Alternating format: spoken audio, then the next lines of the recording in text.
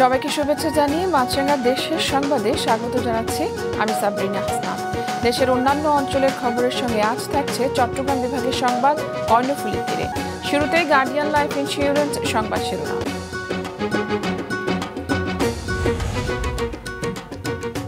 চতুর্থ ধাপে ৬০ উপজেলা পরিষদ নির্বাচনে ভোট অনুষ্ঠিত। চলছে গণনা। বেশিরভাগ স্থানে শান্তিপূর্ণ ভোট হলেও রাজশাহী এবং কুমিল্লায় বিচ্ছিন্ন সহিংসতা। এবং জনবল সংকটে বছরের পর বছর বন্ধ নোয়াখালী ৩টি রেল স্টেশন। স্থানীয়দের ভোগান্তি, চুরি গেছে স্টেশনের সরঞ্জাম, গুরুত্বপূর্ণ মালামাল নষ্ট। এবারে বিস্তারিত। বিচ্ছিন্ন কয়েকটি ঘটনা ছাড়া শান্তিপূর্ণভাবে চতুর্থ ধাপে ৬০টি উপজেলা পরিষদ নির্বাচনে ভোট গ্রহণ শেষ হয়েছে। এখন চলছে গণনা। ডেস্ক রিপোর্টে বিস্তারিত। চতুর্থ ধাপে ৬০টি উপজেলায় সকাল ৮টায় ভোট গ্রহণ শুরু হয়ে চলে বিকেল ৪টা পর্যন্ত। বেশিরভাগ স্থানে শান্তিপূর্ণভাবে ভোট হয়েছে। তবে রাজশাহী ও কুমিল্লা সহ কয়েকটি স্থানে বিচ্ছিন্ন কিছু সহিংসতার খবর পাওয়া গেছে। রাজশাহীর বাঘা ও চারঘাট উপজেলার বিভিন্ন স্থানে চেয়ারম্যান প্রার্থীর কর্মী সমর্থকদের মধ্যে ধাওয়া পাল্টা ধাওয়া হয়েছে। দুপুরে চারাঘাটে বেশ কয়েকটি কেন্দ্রে পুলিশ লাঠিপেটা করে পরিস্থিতি নিয়ন্ত্রণে আনে। এ উপজেলায় প্রতিপক্ষের এজেন্ট বের করে দেওয়ার অভিযোগও করেন এক প্রার্থী। পারবে কারণ এখন পর্যন্ত আমাদের গত 3টি যে নির্বাচন হয়েছে আর কি 3 দফায়, তাতে সেখানে 37% মতো ভোট পড়েছে। এইবার হয়তো এরকম কাছাকাছি পড়বে। তো এবার যাতে ভোটিংটা যাতে বেশি পড়ে সেই জন্য আমরা প্রচারণা চালিয়েছি। আর কোনো ধরনের আশঙ্কা যাতে কারো মনে না থাকে সেই কারণে আমরা কিন্তু কয়েকটা স্টেপ নিয়েছি। আপনারা সকলেই জানেন ৫ম উপজেলা পরিষদ নির্বাচনে আমরা একটা কেন্দ্রে ১২-১৩ জনের বেশি দিতে পারি। এবার কিন্তু আমি ১৭ থেকে ১৯ জন দিচ্ছি, সশস্ত্র পুলিশ সহকারে অন্যান্যতে। সিলেটে বন্যার পানি ও বৃষ্টি উপেক্ষা করে ভোট অনুষ্ঠিত হয় ২ উপজেলায়। দুর্যোগপূর্ণ আবহাওয়াতেই কেন্দ্রে যেতে হয় ভোটারদের। পানি মারিয়ে ও নৌকায় করেও অনেকে যান ভোট দিতে। ভোটের পরিবেশে সন্তোষ জানান তারা। ফেনীর ছাগলনাইয়া উপজেলা পরিষদ নির্বাচনে জাল ভোট সহ নানা অনিয়মের অভিযোগে ৫ জনকে আটক ও ১ জনকে কারাদণ্ড দেওয়া হয়েছে। বাতিল করা হয়েছে ১৮টি ব্যালট।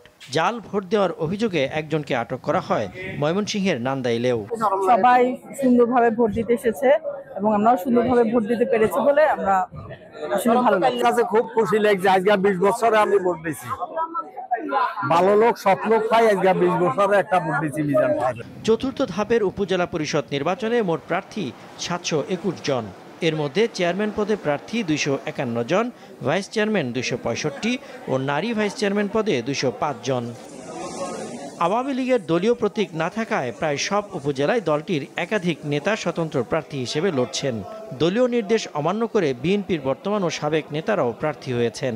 এর আগে ৩ ধাপে ৩৮২টি উপজেলায় নির্বাচন হয়েছে। এ ধাপেও ভোটার উপস্থিতি ছিল কম। সজীব সাদিক, মাছরাঙা নিউজ ডেস্ক। খুলনা, যশোর, পটুয়াখালী ও ভোলা থেকে উপজেলা পরিষদ নির্বাচনের সবশেষ খবর কিছুক্ষণ আগে জানিয়েছেন আমাদের সহকর্মীরা। আজকে খুলনার 3টি উপজেলায় নির্বাচন হয়েছে। উপজেলাগুলি হচ্ছে দাকব, বটিয়াঘাটা এবং রূপসা উপজেলা। এখানে ৪১ জন প্রার্থী প্রতিদ্বন্দ্বিতা করেছেন, যার মধ্যে ১৬ জন প্রার্থী ছিলেন চেয়ারম্যান পদে। নির্ধারিত সময়ে কিন্তু ভোট শেষ হয়েছে এবং এখন কিন্তু গণনার কাজ চলছে কেন্দ্রগুলোর মধ্যে, এবং কেন্দ্রের বাইরে কিন্তু সমর্থকরা অপেক্ষা করছেন ফলাফল পাওয়ার জন্য এবং সেই ফলাফল পেয়ে উল্লাসে মেতে ওঠার জন্য। এদিকে আইন শৃঙ্খলা রক্ষার জন্য কিন্তু এখনও পর্যন্ত মাঠে ১৯ জন নির্বাহী ম্যাজিস্ট্রেট রয়েছেন এবং ৩ জন জুডিশিয়াল ম্যাজিস্ট্রেট কাজ করছেন। পাশাপাশি পুলিশ কিন্তু মাঠে রয়েছে। এছাড়া বিজিবি এবং কোস্টগার্ডের প্রতিনিধিরাও কিন্তু বিভিন্ন জায়গাতে কাজ করছেন, যাতে নির্বাচন পরবর্তী কোনো সহিংসতা ছড়িয়ে না পড়ে বা কোনো প্রকার অপ্রীতিকর ঘটনা না ঘটে। ইভিএম মেশিন থেকে যে পদ্ধতিতে ভোট গণনা করা যায় সেভাবেই আসলে কর্মকর্তারা কাজ করছেন। আমার পিছনে আমি যদি আপনাদের একটু দেখাতে পারি যে কর্মকর্তারা আসলে ৪টার পরই ব্যস্ত হয়ে পড়েছেন। ইভিএম মেশিন থেকে আসলে তথ্য সংগ্রহ করে একটি সার্ভারে নিয়ে যাওয়া হচ্ছে এবং সেখান থেকে মূলত ভোট গণনা করা হবে। এছাড়া প্রত্যেকটি মেশিন থেকে আসলে প্রিন্ট করে একটি রসিদ বের করা হচ্ছে। সেই রসিদ থেকেই মূলত তথ্য সেখানে আসলে পাওয়া যাবে। সব থেকেই বেশি প্রার্থী আসলে এই উপজেলাতেই ছিল, অর্থাৎ প্রার্থীরা একে অপরের বিরুদ্ধে অভিযোগ করছিলেন। শেষ পর্যন্ত আসলে তেমন কোনো ঘটনা আসলে ঘটেনি, অর্থাৎ সুষ্ঠু পরিবেশেই নির্বাচন সম্পন্ন হয়েছে। সকল ভয়ভীতি এবং গুজবকে পেছনে ফেলে সাধারণ ভোটাররা কিন্তু আজ অনেক ভোট কেন্দ্রে এসেছেন এবং তারা কিন্তু উৎসবমুখর পরিবেশে এবং শান্তিপূর্ণ পরিবেশে তাদের ভোটাধিকার প্রয়োগ করেছেন, যার ফলে কিন্তু আমরা দ্বিতীয় পর্যায়ে যে উপজেলা পরিষদ নির্বাচন দেখেছি তার থেকে কিন্তু কয়েক শতাংশ বেশি ভোট এবারে পড়তে দেখেছি আমরা। সকাল থেকে অতটা ভোটারদের লাইন না দেখতে পেলেও দিন বাড়ার সাথে সাথে কিন্তু ভোটারদের উপস্থিতি ছিল চোখে পড়ার মতন। এছাড়া পটুয়াখালীর যে রাঙ্গামালী উপজেলা, এখানে গঙ্গিপাড়া প্রাথমিক বিদ্যালয়ে কিন্তু একজনকে মোটরসাইকেল প্রতীকের সমর্থক একজনকে কিন্তু প্রভাব বিস্তারের জের ধরে কিন্তু তাকে 6 মাসের কারাদণ্ড দেওয়া হয়েছে। আমি এখন দাঁড়িয়ে আছি ভোলার সর্বদক্ষিণ মনপুরা উপজেলার হাজিরাট ইউনিয়নের 7 নম্বর কেন্দ্রে। কিছুক্ষণ আগে এই কেন্দ্রে ভোট গ্রহণ শেষ হয়েছে। এখন কেন্দ্রের ভিতরে ভোট গণনা চলছে এবং কেন্দ্রের বাইরে উৎসুক জনতা অপেক্ষা করছে, ভোটাররা অপেক্ষা করছে তাদের এই কেন্দ্রের ফলাফল তারা জানার জন্য। তারা ভোটার ফলাফল নিয়ে তারা ঘরে ফিরবে বলে জানিয়েছে। তবে আমি সারাদিন এই এলাকায় বিভিন্ন কেন্দ্রে ঘুরেছি, তারা জানিয়েছে এলাকার লোকজন যে এই উপজেলা নির্বাচনকে কেন্দ্র করে মনপুরায় সাধারণ মানুষের মধ্যে এক ধরনের ভয় এবং আতঙ্ক বিরাজ করেছিল। কারণ ভোলার মনপুরা উপজেলার যে দুজন চেয়ারম্যান প্রার্থী রয়েছে তারা দুজনেই প্রভাবশালী এবং সরকার দলীয় সমর্থক, যে কারণে ভোটকে আসলে সুষ্ঠু বা শান্তিপূর্ণ হয় কিনা সেই ধরনের একটা শঙ্কা থাকলেও প্রশাসনের কঠোর অবস্থানের কারণে কোনো বড় ধরনের কোনো অপ্রীতিকর কোনো ঘটনা ঘটেনি বা কোনো সহিংস ঘটনার কোনো সংবাদ আমরা পাইনি। এবারে চট্টগ্রাম বিভাগের সংবাদ কর্ণফুলীর তীরে।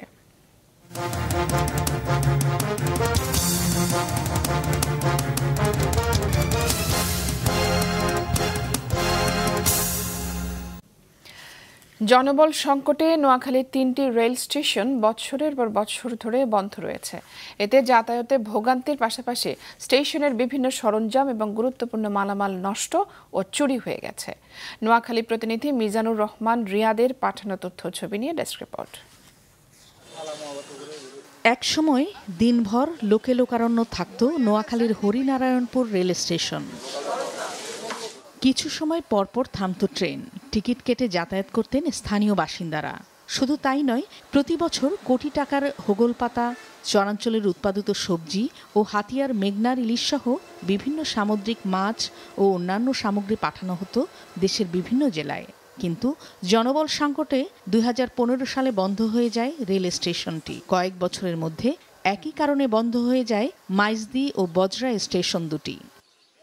এখানে কোনো স্টেশন মাস্টারও নাই, এখানে একটা চৌকিদারও নাই, একটা মুসিও নাই, মনে করেন কোনো লোক সংখ্যা নেই, অপরিষ্কার অবহেলা এই স্টেশনটা। আমাদের স্টেশনটা নতুনভাবে চালু হোক, এখানে অনেক মানুষের যাতায়াত হয়, অনেকে সমস্যার সম্মুখীন হচ্ছে। স্টেশন চালু থাকা অবস্থায় বেচা কিনা অনেক ভালো হতো এবং কি প্রত্যেক দোকানে বেচা কিনা হতো। এখন স্টেশন বন্ধ থাকার কারণে কোনো বেচা বিক্রি নেই। এটা শুধু রেলওয়ে একটা আপনার রাজস্ব হারাচ্ছে এই স্টেশনটা বন্ধ হওয়ার কারণে। স্টেশনগুলো বন্ধ থাকায় বিকল্প উপায় যাতায়াত ও পণ্য পরিবহনে বাড়তি খরচ গুনতে হচ্ছে যাত্রী ও ব্যবসায়ীদের। অন্যদিকে দিনের পর দিন পড়ে থেকে নষ্ট হচ্ছে বিভিন্ন সরঞ্জাম ও অবকাঠামো। নদী কাছে, এই পাশে নদী আছে, নদী থেকে মাল উঠানামা করতে এবং বিভিন্ন সময় এখানে দাড়ি হোগলা, তারপরে দতনহাট বাজারে মালামাল এই স্টেশন দিয়ে মনে করেন আপনি পারাপার হইতো রেলের মাধ্যমে। এখানে অনেক গাবের দিনে গাব, নারিকেল, সুপারি সব কিছু এখানে বুকিং দিত আর কি। সয়ানি, রাজগঞ্জ বিভিন্ন জায়গার থেকে এখানে আইসা বুকিং দিত। এই 3টে স্টেশনে বন্ধর কারণে মানুষ অনেক কষ্ট পাইতেছে। জনবল নিয়োগের মাধ্যমে বন্ধ থাকা এসব স্টেশন চালু করার বিষয়ে সরকারের পরিকল্পনা রয়েছে, জানান স্থানীয় সংসদ সদস্য এবং সাবেক রেলপথ মন্ত্রণালয় সম্পর্কিত স্থায়ী কমিটির এই সদস্য। জনবল নিয়োগ দেওয়ার জন্য পরীক্ষা হয়ে গেছে, রিটেন পরীক্ষা হয়ে গেছে। আমি যতটুকু জানি যে বাইবা খুব সন্নিকটে, বাইবা কমপ্লিট হওয়ার পরে আমরা যে সমস্ত বন্ধ রেল স্টেশনগুলো আছে সেগুলোকে আমরা চালু করতে পারব। প্রতিটি রেল স্টেশনের জন্য কমপক্ষে 3 জন স্টেশন মাস্টার ও সহকারী স্টেশন মাস্টার, 3 জন পয়েন্টসম্যান ও 1 জন পোর্টার থাকার নিয়ম থাকলেও এই 3টি স্টেশনের সব পদই শূন্য আছে। মাছরাঙা নিউজ ডেস্ক। চট্টগ্রাম শহরের প্রথম চলন্ত ফুটওভার ব্রিজটি ৩ বছরের বেশি সময় ধরে নষ্ট। মাত্র ২ মাস চালানোর পরে পরিচালন খরচ বেশি এমন অজুহাতে তা বন্ধ করে দেয় সিটি কর্পোরেশন। এতদিন ফেলে রাখায় এর বিভিন্ন যন্ত্রাংশ বিকল হয়ে গিয়েছে। সঞ্জীব দে বাবুর ক্যামেরায় আব্দুল্লাহ রাকিবের রিপোর্ট। ২০২০ সালের প্রথম দিকে ৪ কোটি টাকা ব্যয়ে চট্টগ্রামে প্রথম চলন্ত সিঁড়ির ফুটওভার ব্রিজ নির্মাণ করে চট্টগ্রাম সিটি কর্পোরেশন। নগরীর ওয়ারলেস মোড় এলাকার ডায়াবেটিক হাসপাতালের সামনে এটি স্থাপন করা হলেও চালুর ২ মাস না যেতেই অতিরিক্ত পরিচালন ব্যয়ের কারণে তা বন্ধ করে দেওয়া হয়। গত ৩ বছরের বেশি সময় ধরে এটি বন্ধ।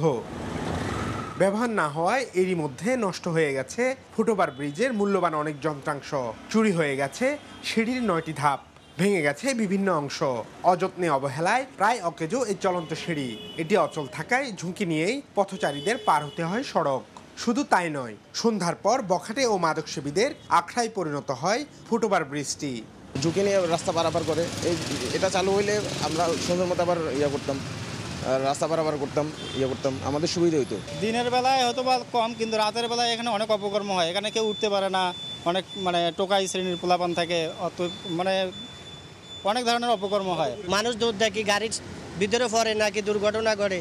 তা আমাদের দাবি সিটি কর্পোরেশনের এটা যৌথভাবে এটা ঠিক করার আবেদন আমরা তাদের কাছে দাবি জানাই। আর দীর্ঘদিনেও এটি সচল না হওয়ায় ক্ষোভ জানান নগরবাসী।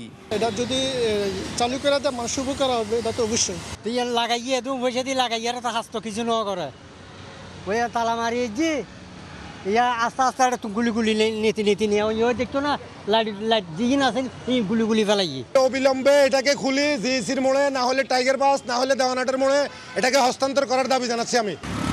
এদিকে নির্মাণের ৪ বছর পর পরিত্যক্ত হতে বসা এই চলন্ত সিঁড়ির ফুটওভার ব্রিজ নির্মাণের উদ্দেশ্য সফল হয়নি বলছে চট্টগ্রাম সিটি কর্পোরেশন। যে উদ্দেশ্য নিয়ে এই চলন্ত সিঁড়ি করা হয়েছিল এবং এটি ঠিক সেরকম ফলপ্রসূ হয়নি, এবং আমাদের এটা মাননীয় মেয়র মহোদয়ের নলেজেও জিনিসটা আসছে এবং আমরা মাননীয় মেয়র মহোদয়ের নির্দেশনা দিয়েছেন। আমরা একটি সুইটেবল লোকেশন খুঁজছি যেখানে আমরা এটা নিয়ে রিপ্লেস করব। তবে চলন্ত ফুটওভার ব্রিজটি ফের চালু করা অনিশ্চিত হলেও নগরীতে আরও ৩৮টি ফুটওভার ব্রিজ নির্মাণের উদ্যোগ নিয়েছে চট্টগ্রাম সিটি কর্পোরেশন। এতে খরচ হবে প্রায় ৫৮ কোটি টাকা। আব্দুল্লাহ রাকিব, মাছরাঙা সংবাদ, চট্টগ্রাম। বৃষ্টিপাত কম হওয়ায় সিলেট নগরীর বন্যা পরিস্থিতির আরও কিছুটা উন্নতি হয়েছে, তবে কিছু কিছু ওয়ার্ডে এখনও পানি রয়েছে। মঙ্গলবার নতুন করে জেলার দক্ষিণ সুরমাই এবং গোপালগঞ্জ উপজেলার নিম্নাঞ্চল প্লাবিত হওয়া এইসব এলাকায় দেখা দিয়েছে বন্যা। জেলা প্রশাসনের সবশেষ তথ্য মতে সিলেট সদর, কোম্পানিগঞ্জ, জৈন্তাপুর, কানাইঘাট সহ 10টি উপজেলার ৭ লাখের অধিক মানুষ বন্যা কবলিত। বন্যা কবলিত উপজেলাগুলোতে 571টি আশ্রয় কেন্দ্র খোলা হয়েছে। পানি উন্নয়ন বোর্ডের সকালের রিপোর্টের তথ্য মতে কানাইঘাটে সুরমা নদীর পানি বিপদসীমার 56 সেন্টিমিটার এবং অমলশীত পয়েন্টে কুশিয়ারা নদীর পানি 21 সেন্টিমিটার উপর দিয়ে প্রবাহিত হচ্ছে। গত 24 ঘন্টায় জেলায় বৃষ্টিপাত হয়েছে 143 মিলিমিটার। হঠাৎ করে পানি আয়, তখন আমরা মানালি করতে বা রবিবার কোনো উপায় হয় না, সব কিছু মাছ টাছ ফুরকি সব কিছু লিয়া গেছে কি বাসায়। এখন মানুষ অসহায় অবস্থায় আছে। পানি এত ঢুকেছিল, পরে নষ্ট নামছে। আমরা কাল রাস্তা গেছিলাম সকালবেলা। 1 সপ্তাহ ধরে পানি, আমরা বাড়ি ঘরে না, অত পানি বেশি টাকা দেয় না, গরু খানি বনি কিছু নাই, অসহায় মানুষ। বর্তমানে যে ভয়ঙ্কর অবস্থাটা আছে কেউ উদ্ধার করতে পারে না আল্লাহ ছাড়া। দর্শক, সিলেটের বন্যা পরিস্থিতি সম্পর্কে কিছুক্ষণ আগে জানিয়েছেন আমাদের স্টাফ রিপোর্টার শুভ্র দাস রাজন। সিলেটে বন্যা পরিস্থিতি শহরে কিছুটা উন্নতি হলেও কিন্তু এখনও কিন্তু উপজেলাগুলোতে পানি রয়ে গেছে। আমি এই মুহূর্তে আছি কানাইঘাট উপজেলায়। বন্যার প্রথম দিকে কিন্তু এই উপজেলাটি আক্রান্ত হয়। এখনও কিন্তু উঁচু স্থান থেকে, উপজেলার বেশিরভাগ উঁচু স্থান থেকে কিন্তু পানি নেমে গেলেও নিম্নাঞ্চলে কিন্তু এখনও পানি বিরাজমান আছে। আমি কানাইঘাট উপজেলার একদম সীমান্তবর্তী এলাকা। আমার পেছনে আপনারা দেখতে পাচ্ছেন যে প্রায় 20টির মতো এখানে বাড়িঘর আছে, যারা এখনও কিন্তু এই বাড়িতে ফিরতে পারেনি। তারা এখনও আশ্রয়কেন্দ্রে অবস্থান করছেন। তাদের বাড়িঘর একদমই পানিতে তলিয়ে আছে। আরও হয়তো 2-3 দিন পরে এই নিম্নাঞ্চলে পানি নামতে পারে। তো এই কানাইঘাটের মতো জকিগঞ্জ বা বিয়ানীবাজারের নিম্নাঞ্চল বা গোলাপগঞ্জ এইসব এলাকার পানি কিন্তু এখনও কিন্তু নিম্নাঞ্চলে পানি রয়েছে। তো এইসব এলাকার যারা দুর্গত এলাকার বাসিন্দারা আছেন তারা কিন্তু মানবত জীবন পার করছেন। যদি বৃষ্টিপাত হয় তাহলে কিন্তু এইসব এলাকার বন্যা পরিস্থিতি আরও অবনতি ঘটবে। রাজবাড়ীতে বেড়ে চলেছে পেঁয়াজের দাম। গত 10 দিনে কয়েক দফায় কেজিতে 20 টাকা বেড়ে এখন 80 টাকায় বিক্রি হচ্ছে, আর এক মাসে দাম বেড়েছে 35 টাকা। অন্যদিকে লোকসানের আশঙ্কায় 21 দিন বন্ধের পর আবারও দিনাজপুরের হিলে স্থলবন্দর দিয়ে পেঁয়াজ আমদানি শুরু হয়েছে। গত সপ্তাহের শুরুতে প্রতি কেজি দেশি পেঁয়াজ মানভেদে 55 থেকে 60 টাকা বিক্রি হলেও গতকাল থেকে পণ্যটি 80 টাকা কেজি দরে বিক্রি করতে দেখা গেছে। ঈদের আগে পেঁয়াজের অত্যাধিক দাম বৃদ্ধিতে হতাশ ক্রেতারা। তাদের অভিযোগ, প্রশাসনের নজরদারির অভাবই পেঁয়াজের দাম বৃদ্ধির প্রধান কারণ। ব্যবসায়ীরা জানায়, পাইকারি বাজারে পেঁয়াজের দাম চলতি সপ্তাহে 3500 টাকা হওয়ায় বাজার পরিস্থিতি অস্বাভাবিক হয়েছে। এদিকে লোকসানের আশঙ্কায় 21 দিন বন্ধের পর আবারও দিনাজপুরের হিলি স্থলবন্দর দিয়ে পেঁয়াজ আমদানি শুরু হয়েছে। গতকাল বিকেলে ভারত থেকে 2 ট্রাকে 33 টন পেঁয়াজ আমদানি করা হয়। করব ভূমি পুনরুদ্ধার, রুখব মরুময়তা, অর্জন করতে হবে মোদের খরা সহনশীলতা। এই প্রতিপাদ্যে দেশের বিভিন্ন জেলায় নানা কর্মসূচির মধ্য দিয়ে পালিত হচ্ছে বিশ্ব পরিবেশ দিবস। সকালে পাবনা বিজ্ঞান ও প্রযুক্তি বিশ্ববিদ্যালয় এবং রূপপুর পারমাণবিক বিদ্যুৎ প্রকল্প বাস্তবায়নকারী রাশিয়ার রাষ্ট্রায়ত্ত সংস্থা রোসাটমের যৌথ আয়োজনে বের হয় সচেতনতা শোভাযাত্রা। এটি বিশ্ববিদ্যালয় চত্বর প্রদক্ষিণ শেষে ভূগোল এবং পরিবেশ বিভাগের মিলনায়তনে পরিবেশ রক্ষায় সবুজায়ন ও নবায়নযোগ্য জ্বালানি ব্যবহারে গুরুত্ব দিয়ে অনুষ্ঠিত হয় সেমিনার। সভাপতিত্ব করেন পাবনা বিজ্ঞান ও প্রযুক্তি বিশ্ববিদ্যালয়ের ভূগোল ও পরিবেশ বিভাগের চেয়ারম্যান রাহিদুল ইসলাম রাহি। প্রধান অতিথি ছিলেন বিশ্ববিদ্যালয়ের উপাচার্য ডক্টর হাফিজা খাতুন। অন্যান্যের মধ্যে উপস্থিত ছিলেন জাহাঙ্গীরনগর বিশ্ববিদ্যালয়ের অধ্যাপক ডক্টর মোহাম্মদ শামসুল আলম, ইউএনডিপির পরিবেশ বিশেষজ্ঞ এম জাকির হোসেন। অংশ নেন শিক্ষক, শিক্ষার্থী এবং রোসাটমের কর্মকর্তারাও। দিনটি উপলক্ষে শোভাযাত্রা এবং আলোচনা সভা সহ নানা কর্মসূচি পালিত হয় মুন্সিগঞ্জ, মানিকগঞ্জ এবং চুয়াডাঙ্গা সহ বিভিন্ন জেলাতেও। গাইবান্ধায় ঘাঘট লেক দখল রোধে বিক্ষোভ এবং মানববন্ধন কর্মসূচি পালিত হয়েছে। বিশ্ব পরিবেশ দিবস উপলক্ষে দুপুরে এই বিক্ষোভ ও মানববন্ধন কর্মসূচি পালিত হয়। গাইবান্ধার সচেতন নাগরিক কমিটি সনাকের আয়োজনে শহরের গানাসার্স মার্কেটের সামনে থেকে বিক্ষোভ মিছিল শহর প্রদক্ষিণ করে। পরে ঘাঘট ব্রিজে গিয়ে মানববন্ধন কর্মসূচি পালন করা হয়। জাতীয় বাজেটে কৃষি খাতে 40% বরাদ্দের দাবিতে গাইবান্ধায় বিক্ষোভ মিছিল এবং স্মারকলিপি পেশ করেছেন ক্ষেত মজুর এবং কৃষক সংগঠন। দুপুরে গাইবান্ধা শহরের রেলগেট এলাকা থেকে একটি মিছিল বের হয়ে শহর প্রদক্ষিণ করে। পরে রেলগেট এলাকায় সংক্ষিপ্ত সমাবেশে বক্তব্য রাখেন আয়োজকরা। এ সময় বক্তারা দেশ বাঁচাতে জাতীয় বাজেটে উন্নয়ন অংশের 40% কৃষি খাতে বরাদ্দের দাবি জানান। গোপালগঞ্জে অনুমোদনহীন 4টি আইসক্রিম কারখানায় অভিযান চালিয়ে 3,20,000 টাকা জরিমানা করেছে ভ্রাম্যমাণ আদালত। সেই সাথে এইসব কারখানা স্থায়ীভাবে সিলগালা করে দেওয়া হয়। গতকাল গোপালগঞ্জ সদর উপজেলার চর মানিকদাহ গ্রামে এই অভিযান পরিচালনা করা হয়। গোপালগঞ্জ সদর উপজেলা নির্বাহী কর্মকর্তা জানান, অনুমোদনহীন আইসক্রিম ফ্যাক্টরিতে মানব শরীরের জন্য ক্ষতিকর রং এবং কেমিক্যাল দিয়ে ভেজাল আইসক্রিম তৈরি করে বাজারজাত করা হচ্ছিল, এমন অভিযোগ পেয়ে অভিযান চালানো হয়।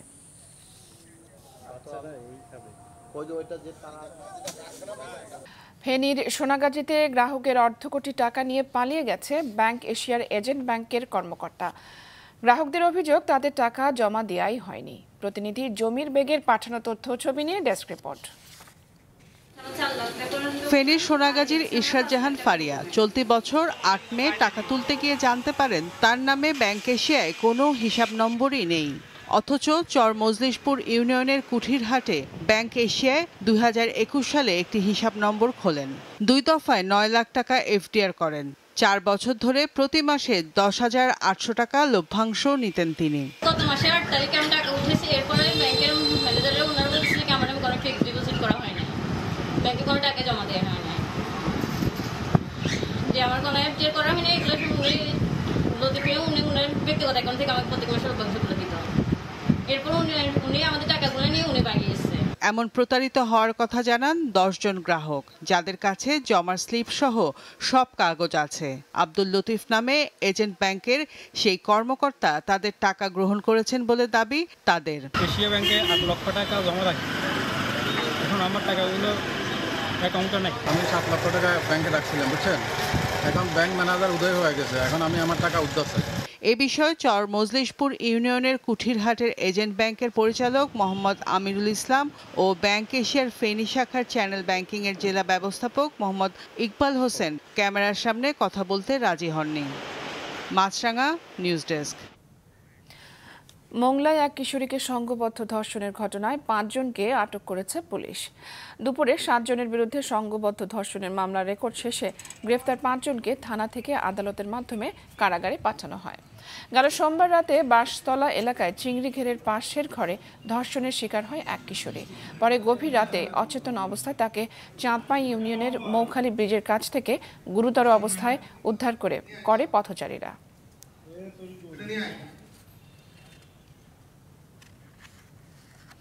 দিনাজপুরের হিলিতে বঙ্গবন্ধু শেখ মুজিবুর রহমান গোল্ড কাপ প্রাথমিক বিদ্যালয় ফুটবল টুর্নামেন্টের উদ্বোধনী খেলায় জয় পায় শিশু বান্ধব সরকারি প্রাথমিক বিদ্যালয় ফুটবল দল। সকালে উপজেলার বাংলাহিলি পাইলট স্কুল মাঠে খেলায় টাইব্রেকারে 1-0 গোলে বাংলাহিলি 1 নম্বর মডেল সরকারি প্রাথমিক বিদ্যালয় ফুটবল দলকে হারিয়ে বিজয়ী হয় শিশু বান্ধব সরকারি প্রাথমিক বিদ্যালয় ফুটবল দল। এই টুর্নামেন্টে পৌরসভা পর্যায়ের 10টি সরকারি প্রাথমিক বিদ্যালয় ফুটবল দল অংশ নেয়।